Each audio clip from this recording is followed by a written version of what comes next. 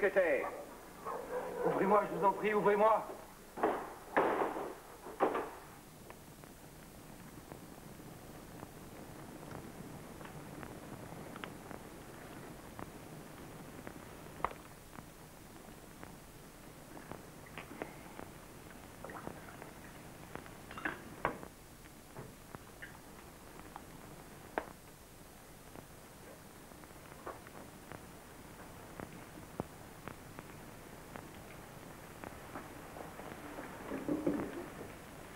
Je vous écoute. Vous connaissiez la famille Hucher, docteur? Bien sûr. C'est moi qui l'ai soigné. Excusez-moi, docteur. Je ne vous avais pas reconnu tout de suite. J'avoue que je ne vous remets pas tout à fait. Nous n'avons malheureusement pas eu l'occasion de nous voir beaucoup pendant mon séjour à la maison. Ils sont morts tous les deux, docteur.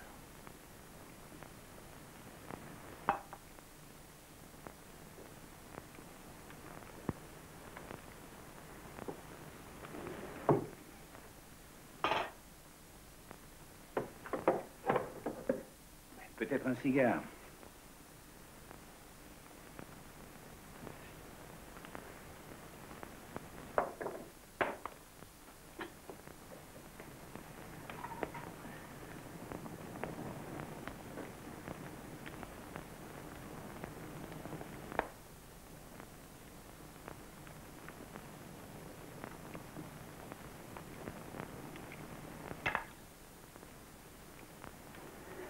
Si vous commenciez par le début, vous ne croyez pas?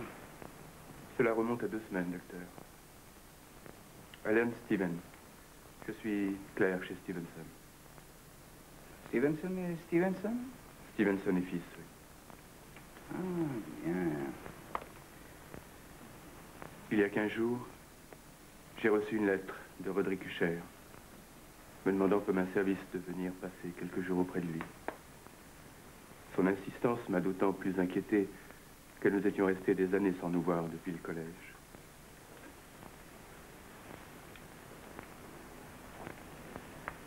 Vous dites il y a 15 jours? À peu près, docteur. La nervosité de son écriture, le désarroi qu'elle montrait, j'ai vu là comme un appel au secours. Vous parlait-il de Lady Madeline?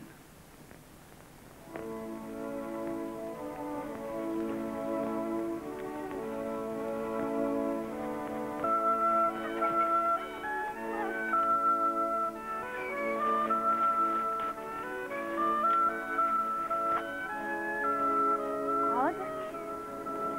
Alan, tu t'es encore trompé.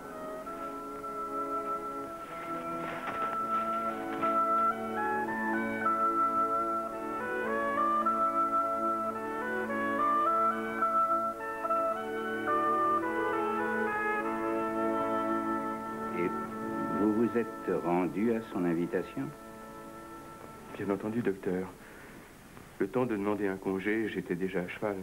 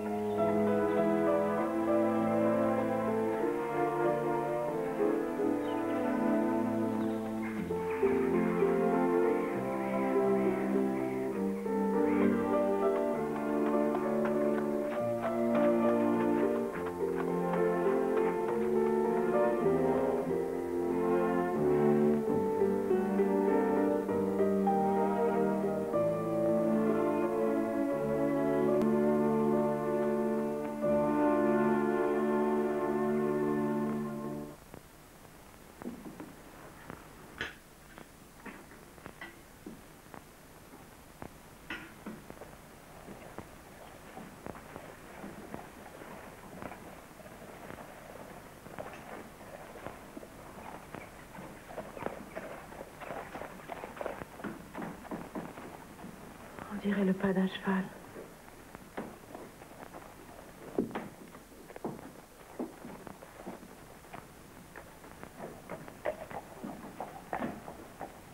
Qui est-ce?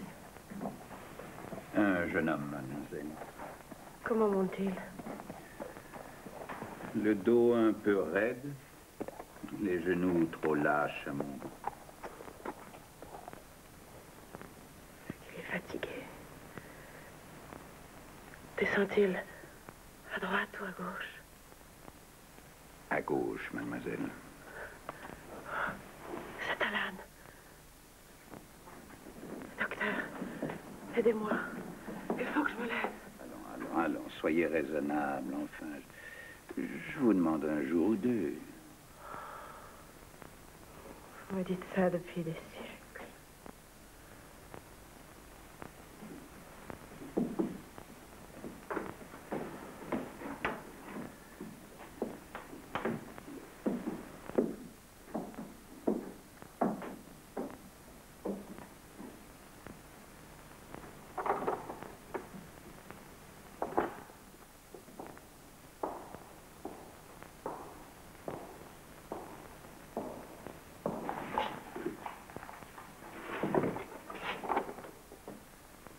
S'il vous plaît, monsieur Alan.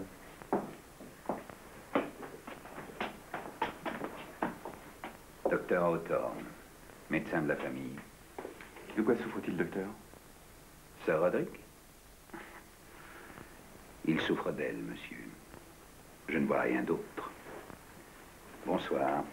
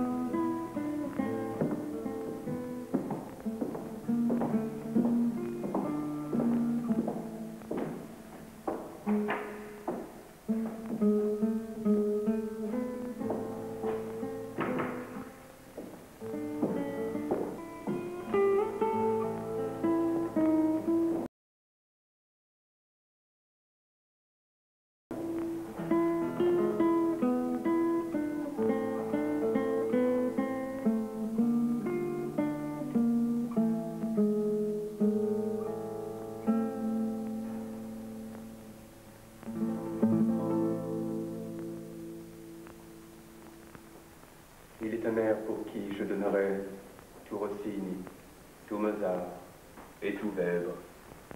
Un air très vieux, languissant et funèbre, qui pour moi seul a des charmes secrets. Alan! Oh!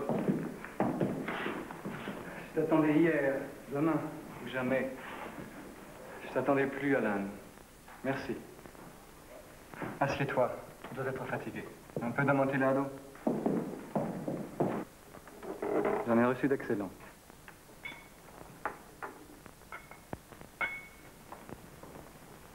À coup sûr, jamais homme n'avait aussi terriblement changé et en aussi peu de temps que Roderick Usher. Ce n'était qu'avec peine que je pouvais consentir à admettre l'identité de cet homme avec le compagnon de mes premières années.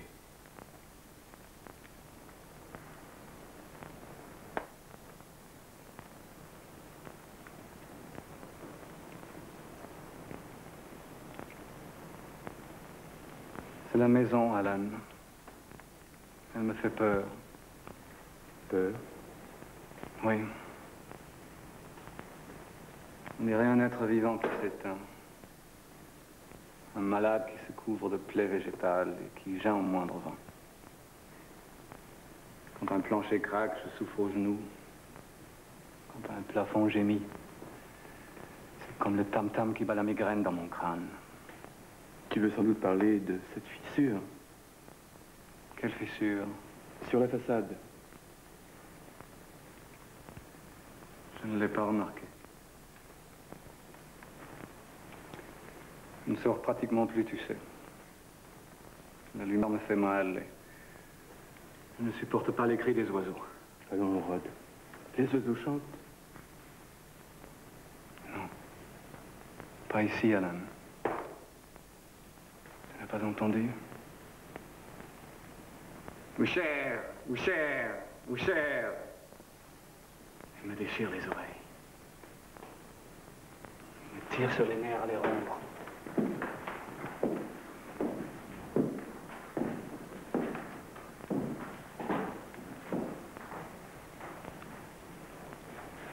Tous les soirs, depuis ma lettre, je fais cuisiner un faisan pour toi. Le matin, on le jette aux chiens. Je ne supporte plus que le vin et les légumes. J'ai écouté le morceau hier. Il a perdu sans trop de sucré. Il y a autre chose. Oui.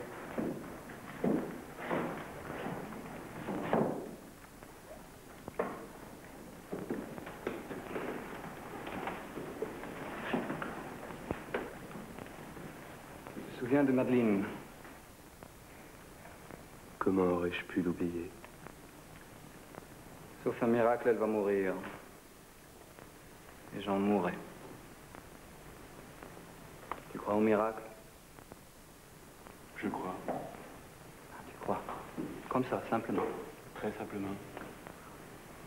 De quoi souffre-t-elle? De quoi? Mon Dieu, nous sommes jumeaux après tout. Mais c'est alité il y a 2 jours. Comme il y avait 6 mois. Puis 5.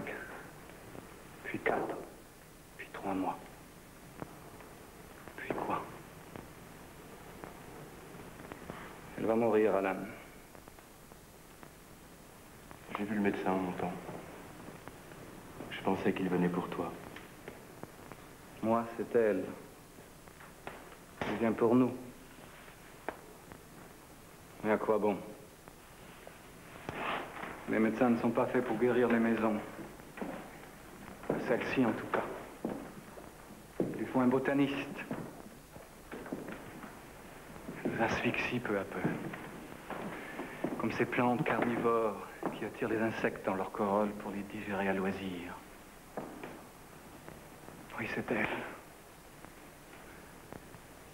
Et j'ai cette affreuse sensation d'être lentement digéré comme une mouche. Ma volonté a les ailes engluées par un suc vénéneux qui me retient de fuir. Et peut-être est-ce par sens du devoir. Après Madeleine, après moi, que restera des Usher? Personne, Alan. Cette maison s'étiolera, privée de sa sève, ou si tu préfères de son sang. Tu aimes? Je n'aime pas ce qui m'inquiète. C'est très beau.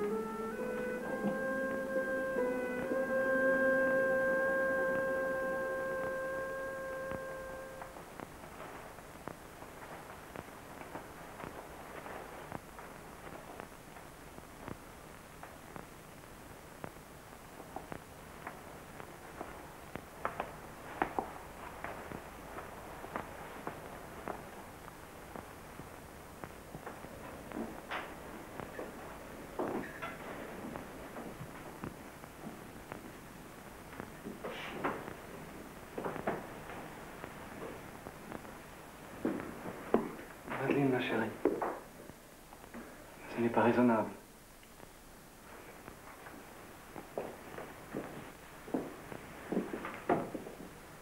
Alan Sewell. Quelle surprise. Où vous cachez-vous depuis si longtemps? Je vous cherche partout. Ce médecin me tuera avec ses drogues et son sommeil. Ah, j'ai l'éternité pour dormir. Madeleine. L'éternité te fait peur. Merci, Joshua. Je n'ai pas faim. Vous pouvez servir le café, Joshua. Et le pudding, monsieur? Il y a du pudding. Très bien. Servez le pudding. Et les petites poires à l'eau de vie. Il en reste? Oui, mademoiselle. Servez aussi. Au salon, peut-être. Avec le café? Oui. Vos dernières nouvelles remontent à un siècle, monsieur Stewart. Toujours dans la scribouille. Oui, Lady Madeleine. Laisse la lady, mon prince. Elle a du plomb dans l'aile. Madeleine. Savez-vous le portrait que je ferais de Roderick si j'avais le don de peindre?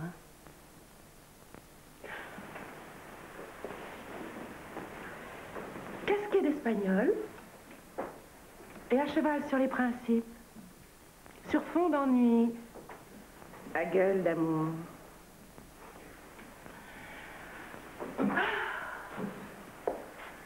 Si nous dansions, il y a des siècles que je n'ai pas dansé. Vous toquez le piano, Alan? Modérément. Allons-y. Ça me changera de la guitare.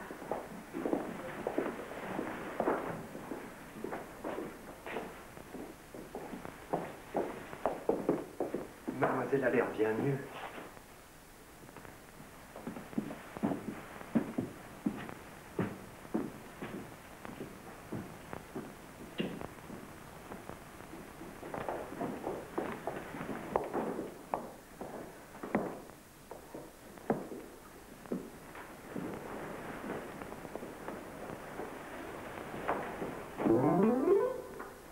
Asseyez-vous, mon prince.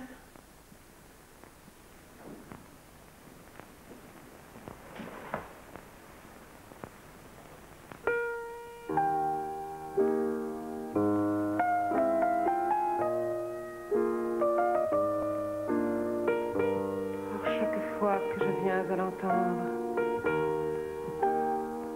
de 200 ans, mon âme rajeunit. C'est sous Louis XIII.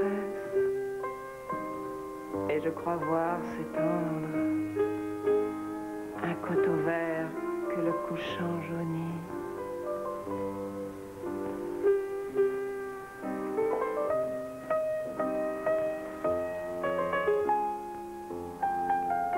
Vous n'avez rien de plus gai?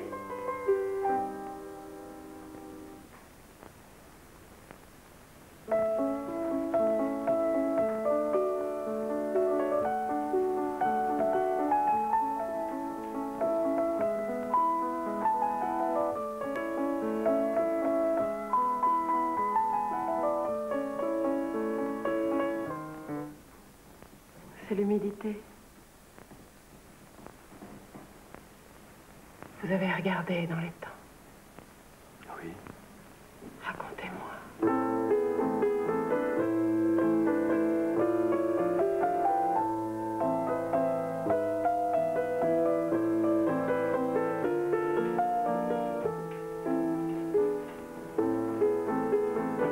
De la lumière, Joshua.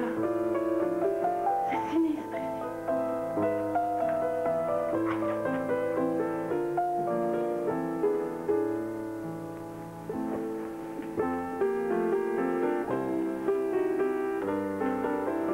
Très beau toucher, monsieur. Il a du mérite. Je peux t'accorder demain, Rod. Bien sûr. C'est le temps, Alan. Que ce soit un peu plus rond, un peu comme à Vienne.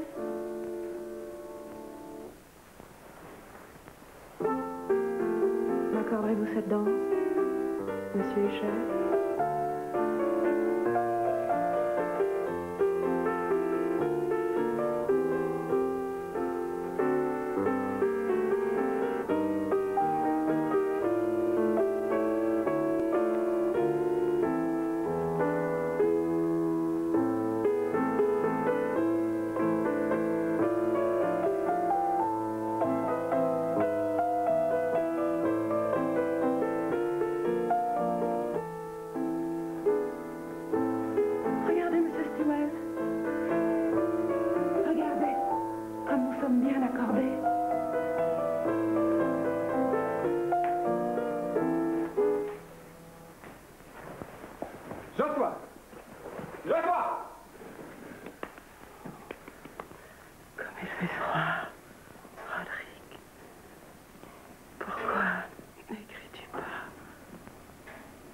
Alan de Venise.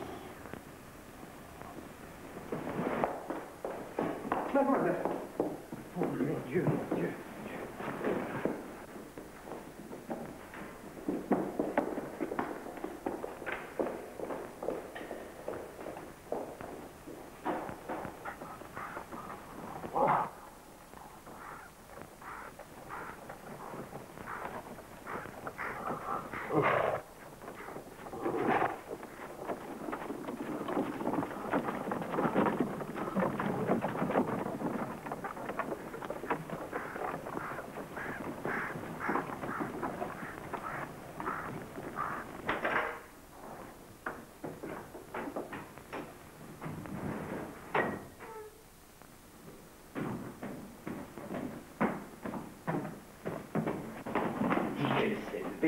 C'est exact, docteur. Et même elle a dansé. J'ai joué du piano et elle a dansé. Lâchez-moi maintenant. J'ai la peau fragile. Je viens de me raser. Sauvez-la, je vous le conseille. C'est votre travail, pas le mien.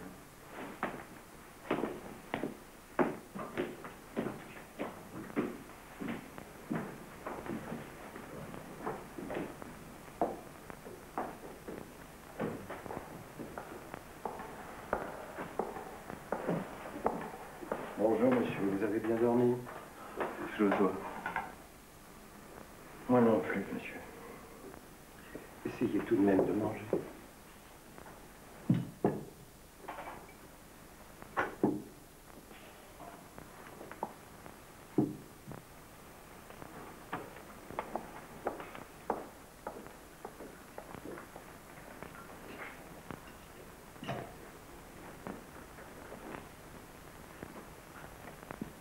Puis un château de briques, à coins de pierre, aux vitraux teints de rougeâtre couleur, fin de grands parcs, avec une rivière baignant ses pieds, qui coule entre des fleurs.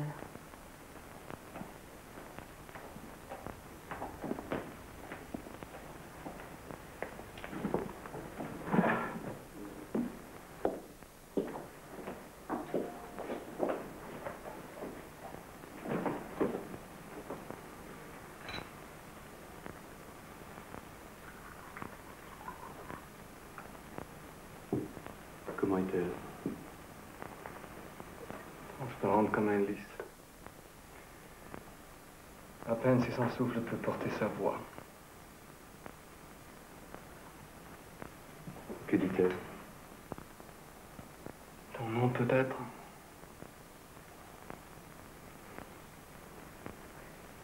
Cette maison incitera le plus humble à devenir très somptueux. Alan, je crains que tu ne sois arrivé aujourd'hui. C'est toi qui l'as choisi ce jour. Un démon te conduit en laisse, cher. Rien d'autre qu'un démon. C'est ma faute si je déteste les anges. Tu souhaitais que je vienne. Tu refusais chaque jour de m'écrire. Cette lettre était mon salut. Tu le savais. Celui de Madeleine et le tien. Pourtant, quand tu te décides à écrire, tu sais qu'il est trop tard. Et je le connais, ton démon. Il a un nom, Roderick. Il s'appelle perversité.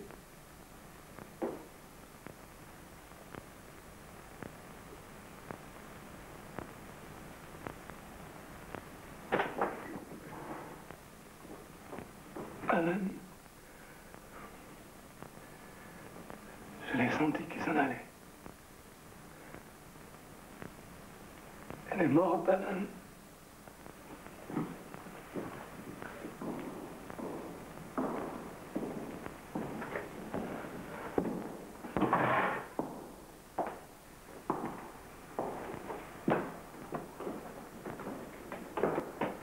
Allons. Il est trop tard. Comment trop tard? Il y a des limites à la science, jeune homme. Aidez-moi plutôt à descendre, s'il vous plaît. Soyez aimable, aidez-moi. Elle est morte. Ne me demandez surtout pas de quoi. Il est encore trop tôt. Mais je vais y penser. Bien entendu, je vous ferai parvenir mes conclusions.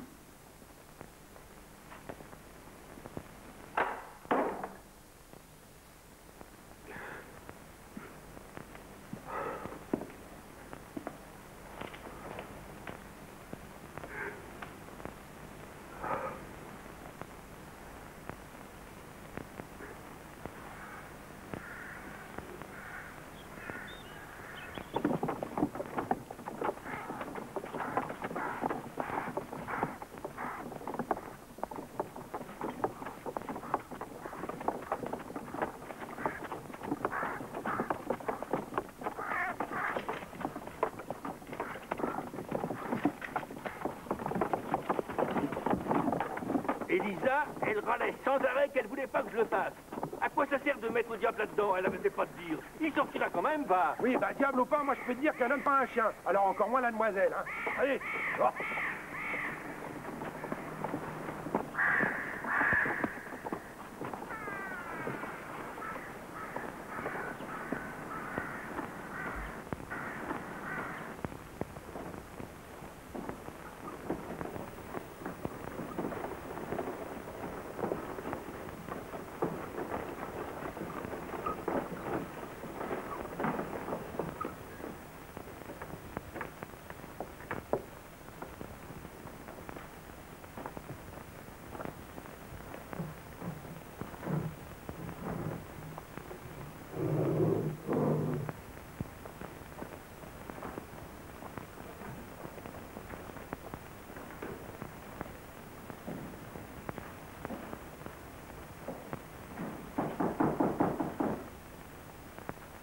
Qu'est-ce que c'est? À quoi bon, Alan? Il faudrait bien la mettre dedans.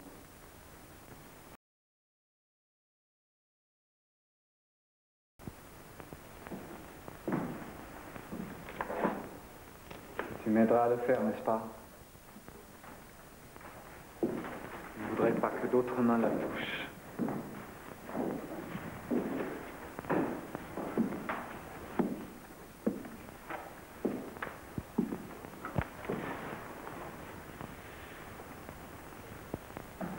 Rien que nos 4 mains.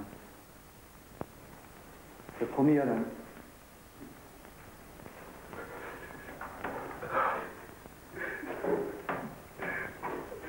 Tu l'aimais tant que ça? Comme une sœur. Foutaise. En ce qui me concerne, j'aurais préféré qu'elle ne soit pas la mienne. Oh.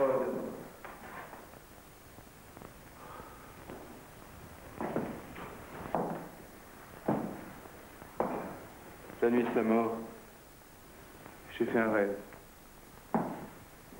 Je veux dire cette nuit-là, avant le matin où elle est morte. J'étais alité, j'avais la fièvre. Elle est entrée dans ma chambre. Elle a écarté les rideaux de mon lit. Et elle m'a embrassé.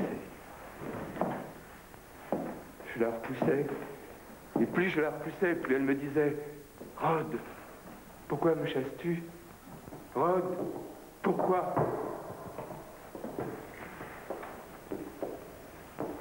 Et alors, ils sont tous entichés de morale. Ils ont dirigé la chasteté en vertu et fait de l'inceste un péché.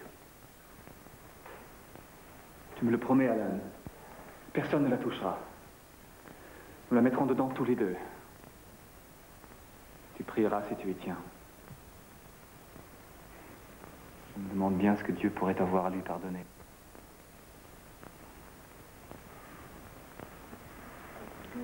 Tu verras. Demain sur les temps, les nymphéas seront encore plus blancs. Tu verras.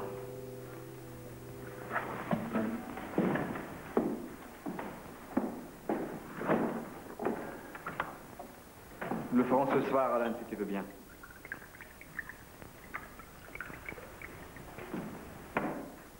Quoi attendre? La sépulture de famille est pas sûre, est trop isolée. Et tout ça, dans le caprice d'un testament imbécile.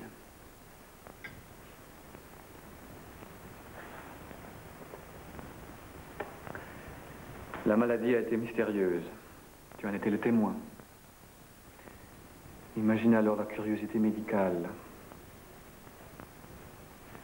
Ce ne sera pas la première fois qu'on exhumerait un cadavre à des fins soi-disant scientifiques. Comme si la vérité se trouvait là, cachée au détour d'un viscère.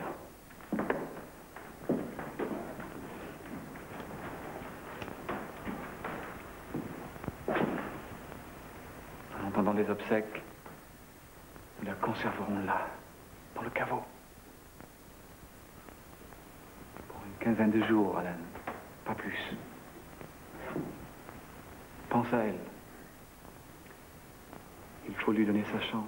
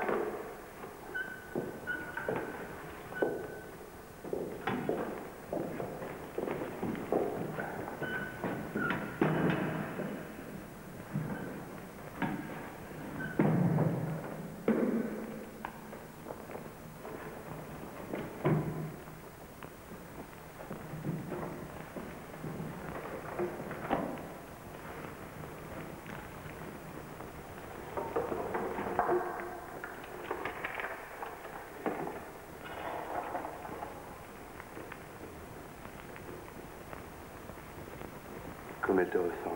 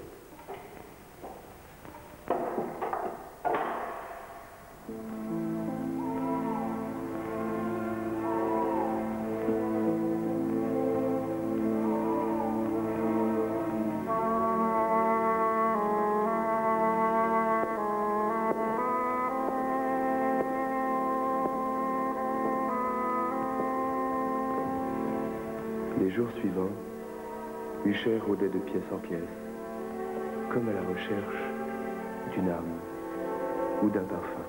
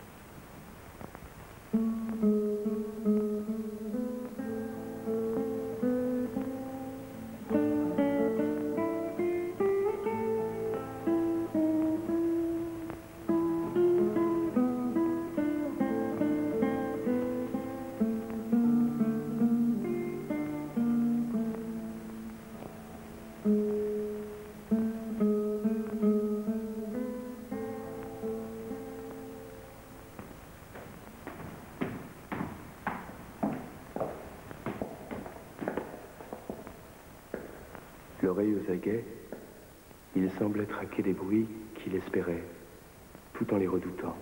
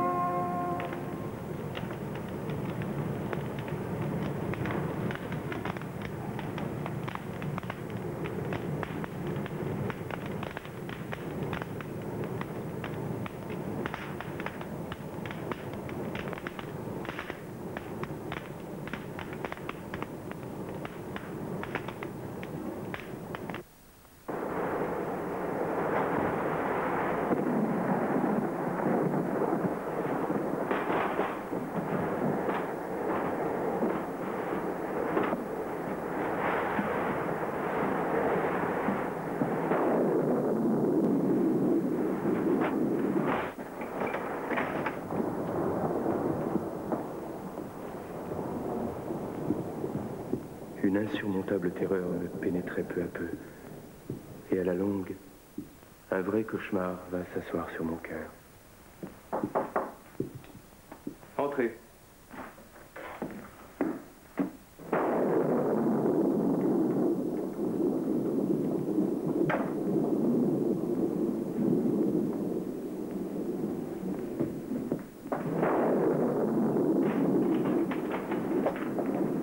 Vous avez vu cela? Vous avez vu? Allons, soyez un peu raisonnable. L'air est glacé. Vous allez attraper la mort. La mort. La mort. Vous êtes impayable parfois. J'étais justement en train de lire le Maoïste Koenig. Voulez-vous que je poursuive à haute voix? Vous savez bien que ce vieux bouquin m'horripile. Je vous l'avais dit. Enfin, lisez si vous y tenez. Ça nous aidera à passer le temps.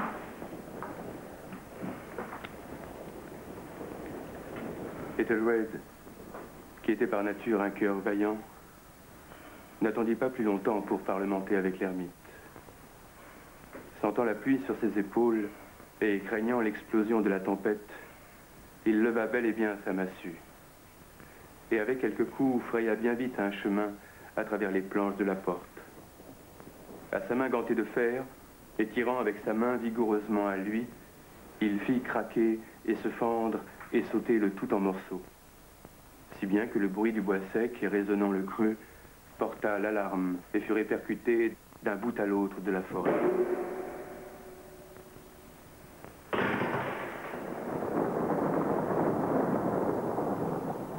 Mais Ethelred, passant alors la porte, fut grandement furieux et émerveillé d'apercevoir à la place de l'ermite un dragon d'une apparence monstrueuse, avec une langue de feu qui se tenait en sentinelle devant un palais d'or.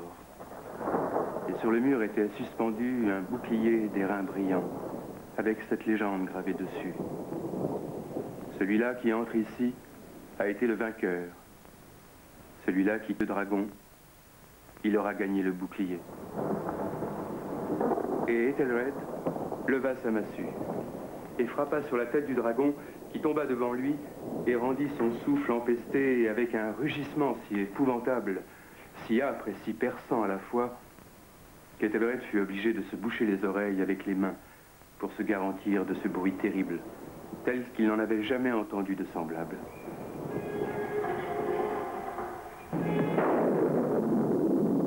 Vous avez entendu cette fois-ci? Entendu quoi? J'entends le bruit du tonnerre et la pluie, oui. Moi, ça fait longtemps que j'entends. Longtemps. Bien longtemps. Bien des minutes, bien des heures, bien des jours que j'ai entendus. Je n'osais pas. Pitié pour moi. Et le brave champion écarta le cadavre du dragon de devant son chemin et s'avança courageusement vers l'endroit du mur où pendait le bouclier qui tomba à ses pieds avec un puissant et terrible retentissement.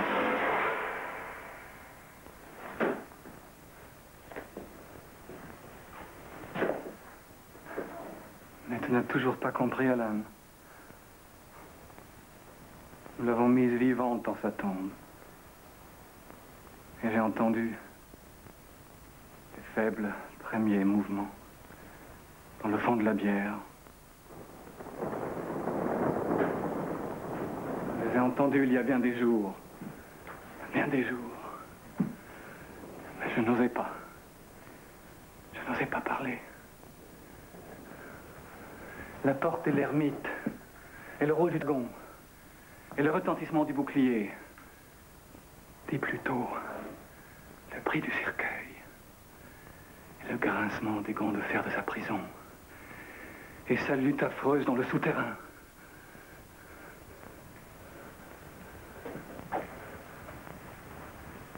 J'entends le bruit de ses pas dans l'escalier.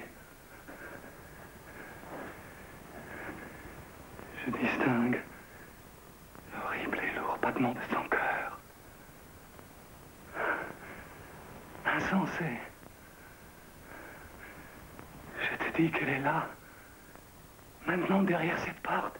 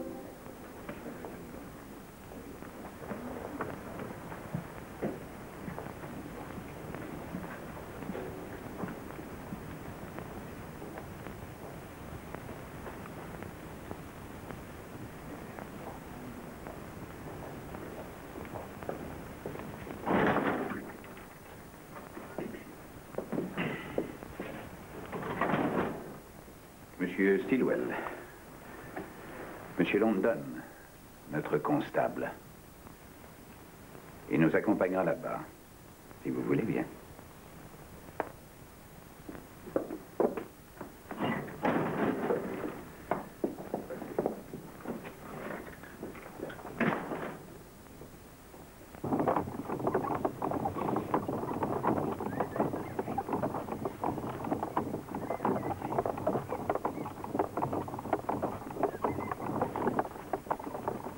Êtes-vous toujours aussi sûr de m'avoir vu chez Hucher, monsieur Stilwell? De moins en moins, docteur. C'est curieux, j'ai dû prêter votre visage à quelqu'un d'autre.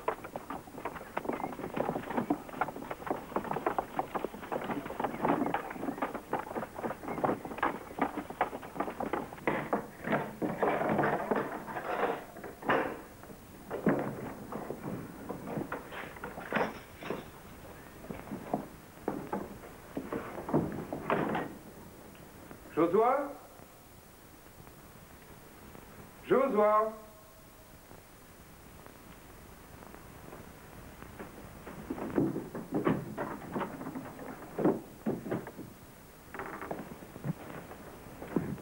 Josua? Josua?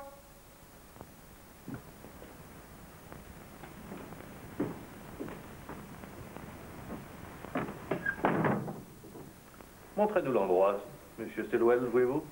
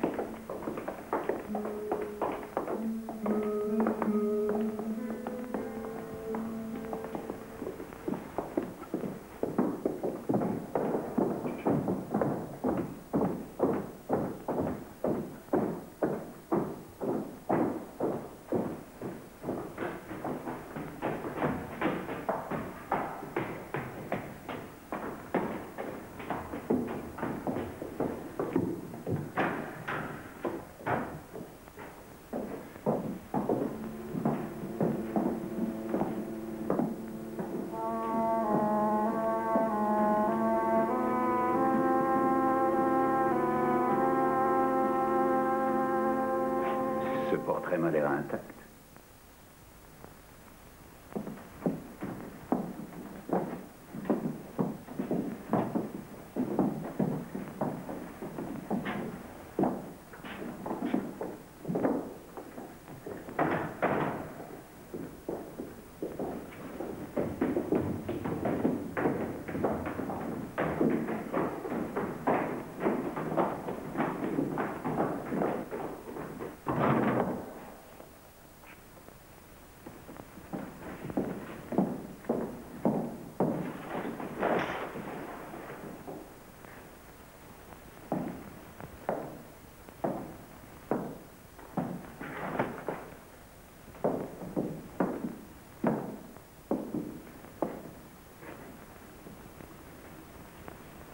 Je croyais que Sir Roderick l'avait brûlé.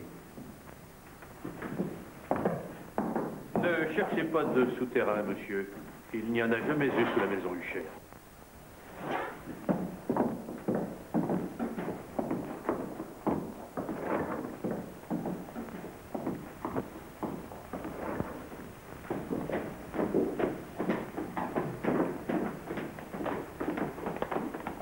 Vous êtes-vous introduit cette nuit dans la maison, monsieur Stilwell?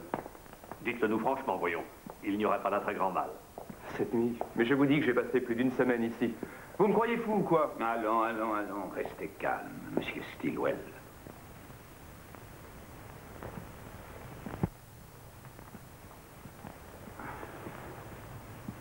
Madeleine et Roderick Hucher sont morts depuis 5 ans. Depuis 5 ans? Non, mais c'est vous qui êtes complètement fou. Et cette lettre, alors? Je ne l'ai pas reçue, peut-être.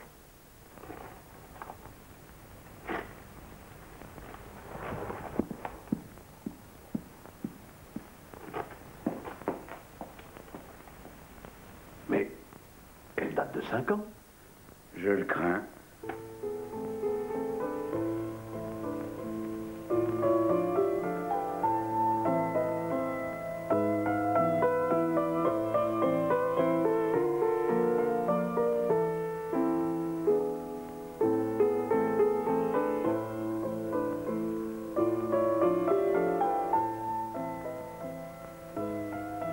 Puis une dame à haute fenêtre, brune, aux yeux noirs, en ses habits anciens, que dans une autre existence, peut-être, j'ai déjà vu et dont je me souviens.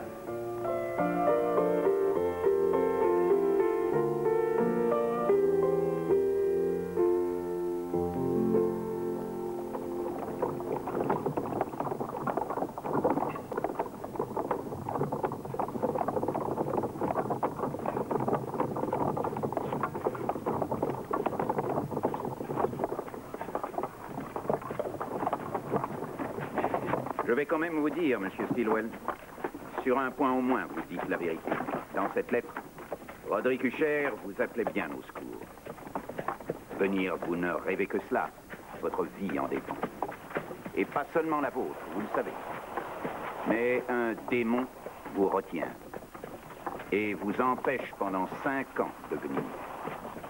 Vous laissez la fin s'accomplir et vous voilà, poussé par la curiosité ou peut-être par le remords. Pour que vous dégustiez encore plus froid le plaisir de votre vengeance, je vais vous apprendre ceci. London, qu'avez-vous fait il y a 5 ans?